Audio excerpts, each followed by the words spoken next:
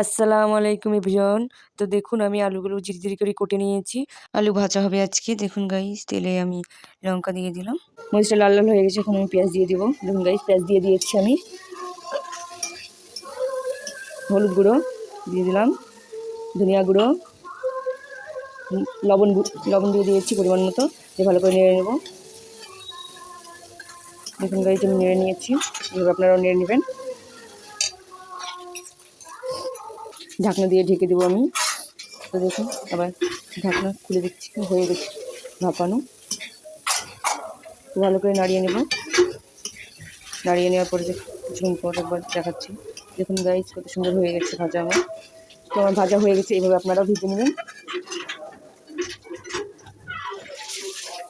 আমি এবার তুলে নেব।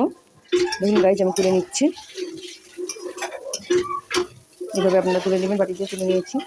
ভালো লাইক কমেন্ট শেয়ার করতে ভুলবেন না।